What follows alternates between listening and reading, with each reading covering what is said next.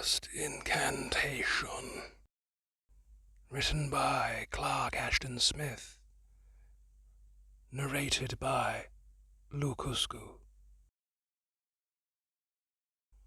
Malagris, the magician, sat in the topmost room of his tower that was builded on a conical hill above the heart of Susran, capital of Poseidonis. Wrought of a dark stone mined from deep in the earth.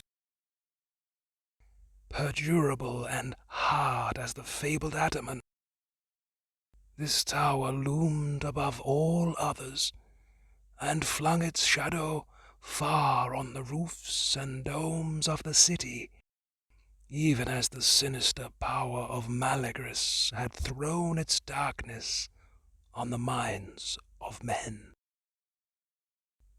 Now Malagris was old, and all the baleful might of his enchantments, all the dreadful or curious demons under his control, all the fear that he had wrought in the hearts of kings and prelates, were no longer enough to assuage the black ennui of his days. In his chair that was fashioned from the ivory of mastodons, inset with terrible cryptic runes of red tourmalines and azure crystals, he stared moodily through the one lozenge-shaped window of fulvous glass. His white eyebrows were contracted to a single line on the umber parchment of his face, and beneath them his eyes were cold and green as the ice of ancient flows. His beard, half white, half of a black with glaucous gleams, fell nearly to his knees, and hid many of the writhing serpentine characters inscribed in woven silver athwart the bosom of his violet robe. About him were scattered all the appurtenances of his art, the skulls of men and monsters, phials filled with black or amber liquids, whose sacrilegious use was known to none but himself, little drums of vulture skin, and crotali made from the bones and teeth of the cocodril, used as an accompaniment to certain incantations. The mosaic floor was partly covered with the skins of enormous black and silver apes, and above the door there hung the head of a unicorn, in which dwelt the familiar demon of Malagris, in the form of a coral viper with pale green belly and ashen mottlings. Books were piled everywhere, ancient volumes bound in serpent skin, with verdigris-eaten clasps, that held the frightful lore of Atlantis, the pentacles that have power upon the demons of the earth and the moon, the spells that transmute or disintegrate the elements, and runes from a lost language of Hyperborea, which, when uttered aloud, were more deadly than poison, or more potent than any philter. But though these things and the power they held or symbolized were the terror of the peoples and the envy of all rival magicians, the thoughts of Malagris were dark with immitigable melancholy, and weariness filled his heart as ashes fill the hearth where a great fire has died. Immovable he sat, implacable he mused, while the sun of afternoon, declining on the city, and on the sea that was beyond the city, smote with autumnal rays through the window of greenish-yellow glass, and touched his shrunken hands with its phantom gold, and fired the bale's rubies of his rings, till they burned like demonian eyes.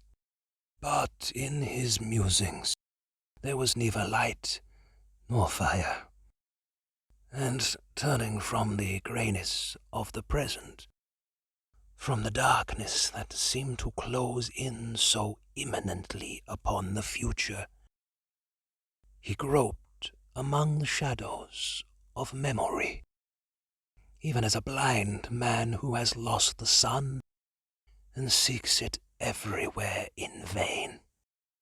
And all the vistas of time that had been so full of gold and splendor, the days of triumph that were colored like a soaring flame, the crimson and the purple of the rich imperial years of his prime, all these were chill and dim and strangely faded now, and the remembrance thereof was no more than the stirring of dead embers. Then Malagris groped backward to the years of his youth, to the misty, remote, incredible years, where, like an alien star, one memory still burned with unfailing luster, the memory of the girl, Nilissa, whom he had loved in days ere the lust of unpermitted knowledge and necromantic dominion had ever entered his soul.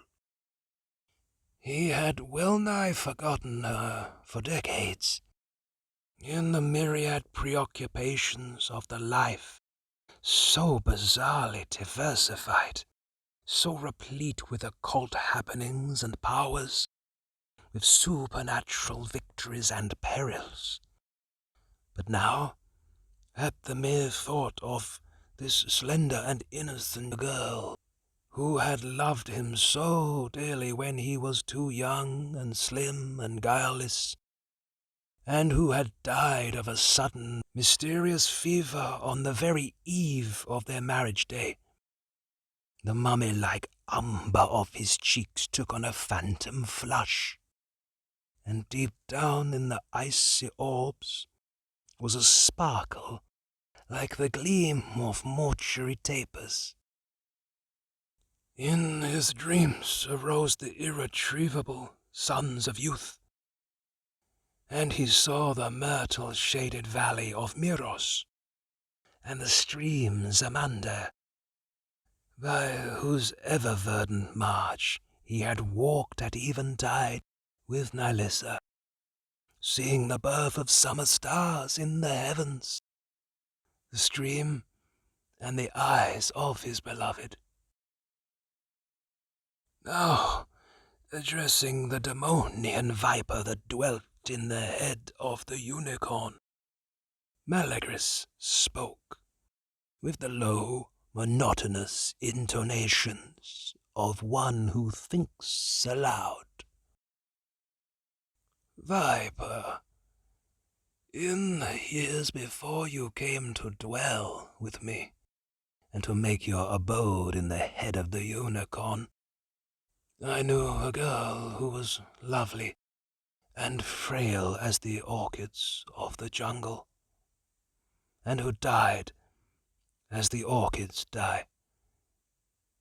Viper, am I not Malagris, in whom is centered the mastery of all occult law, all forbidden dominations, with dominion over the spirits of earth and sea and air, over the solar and the lunar demons, over the living and the dead, if so I desire?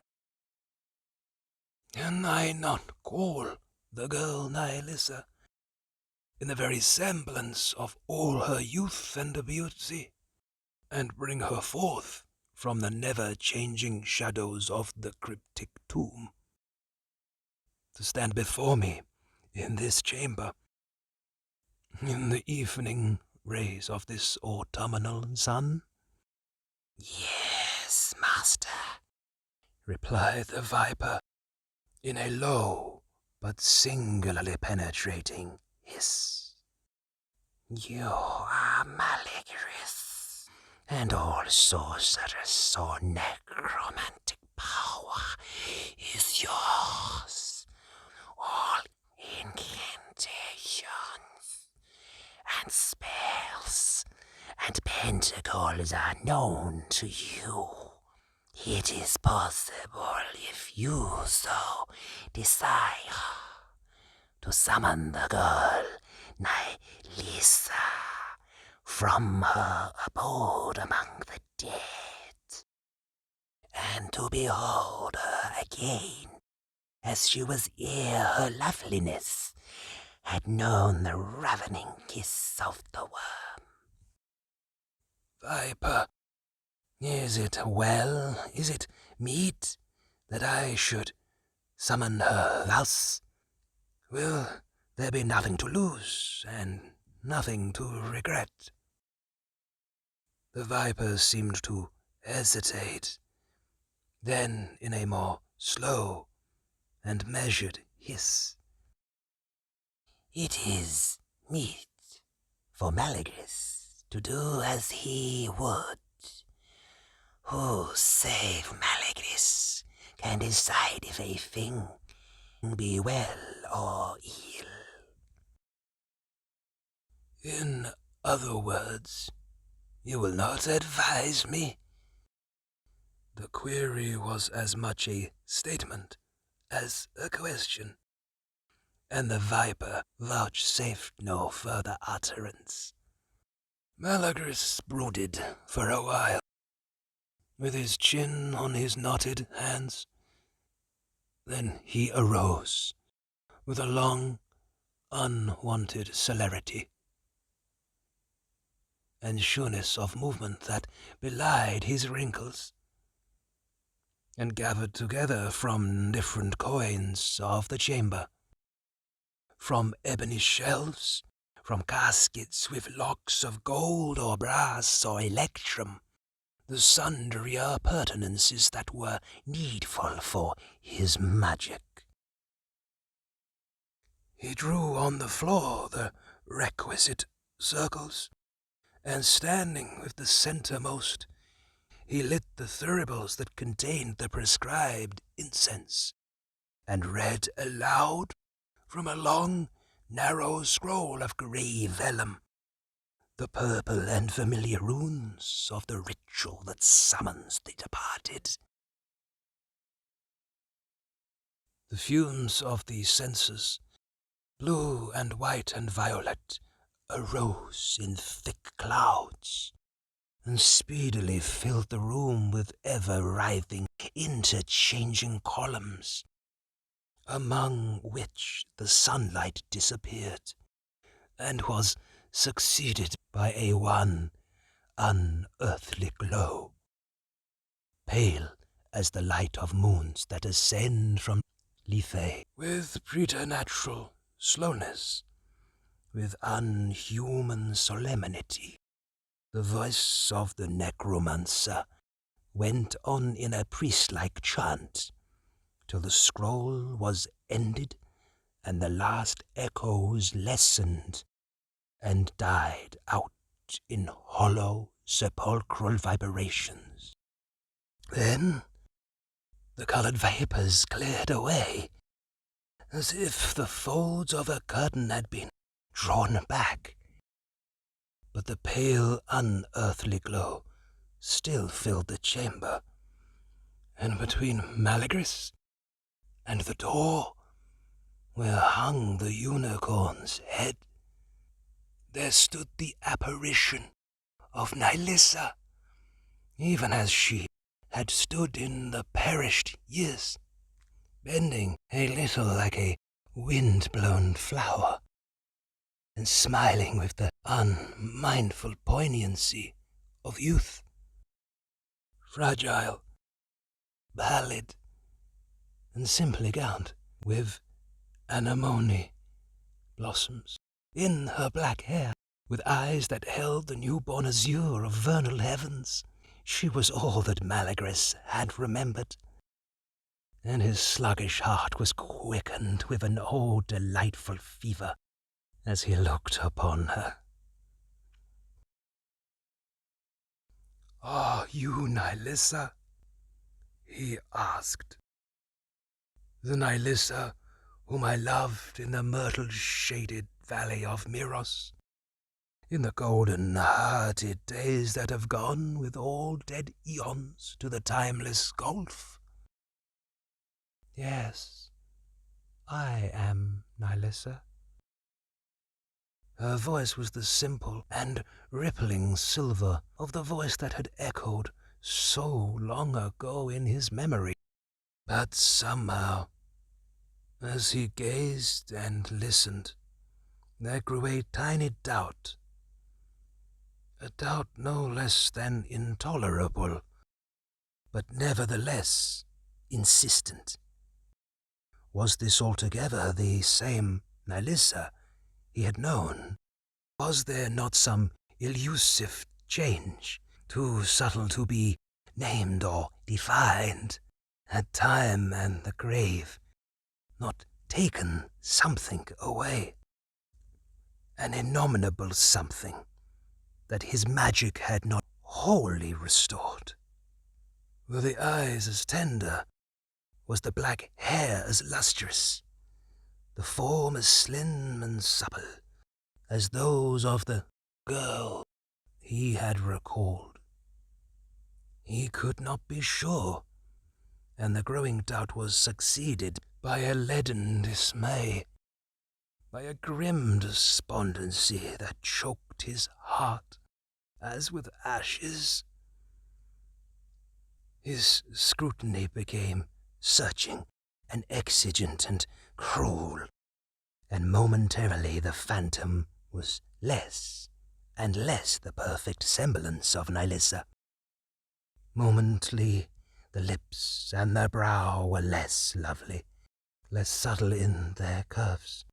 The slender figure became thin, the tresses took on a common black, and the neck an ordinary pallor. Yet the soul of Malagris grew sick again, with age and despair and the death of his evanescent hope. He could believe no longer in love or youth or beauty, and even the memory of these things was a dubitable mirage, a thing that might or might not have been. There was nothing but shadow and greyness and dust, nothing but the empty dark and the cold, and a clutching weight of insufferable weariness, of immedicable anguish. In accents that were thin and quavering, like the ghost of his former voice, he pronounced the incantation that serves to dismiss a summoned phantom. The form of Nilissa melted upon the air like smoke, and the lunar gleam that had surrounded her was replaced by the last rays of the sun. Malagris turned to the viper and spoke in a tone of melancholy reproof. "Why did you not warn me?" Would the warning have availed? Was the counter-question. All knowledge was yours, Malagris, excepting this one thing, and in no other way could you have learned it. "What thing?" queried the magician. "I have learned nothing except the vanity of wisdom, the impotence of magic, the nullity of love, and the delusiveness of memory. Tell me, why could I not recall to life the same Nilissa whom I knew, or thought I knew? It was indeed Nilissa whom you summoned and saw, replied the viper.